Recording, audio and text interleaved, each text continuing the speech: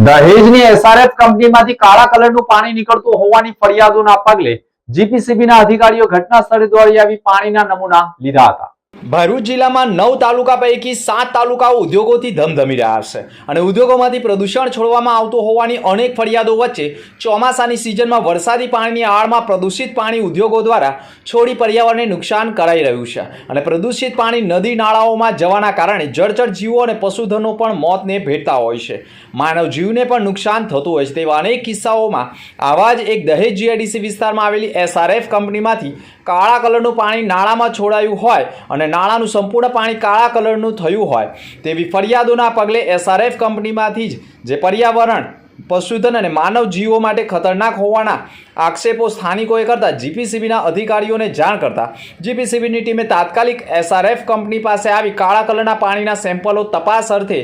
લીધા હોય અને લેબોરેટરીમાં મોકલ્યા હોવાના અહેવાલો મળ્યા છે। જોકે ભરૂચ જિલ્લામાંથી જ્યારે પણ નદી નાળામાં જળચર જીવોના મોત અંગે અને પ્રદૂષિત પાણી છોડતી કંપની સામે માત્ર પાણીના નમૂના લેવાનું ફોર્મ્યુલો અપનાવીને સ્થાનિકોને થાળે પાડવાનો પ્રયાસ થતો હોય છે, પરંતુ પાણીના નમૂનામાં શું પરિણામ આવ્યું, કંપની સામે શું કાર્યવાહી કરી તેની જાણકારી પણ ગ્રામજનોને મળવી જરૂરી બની ગઈ છે।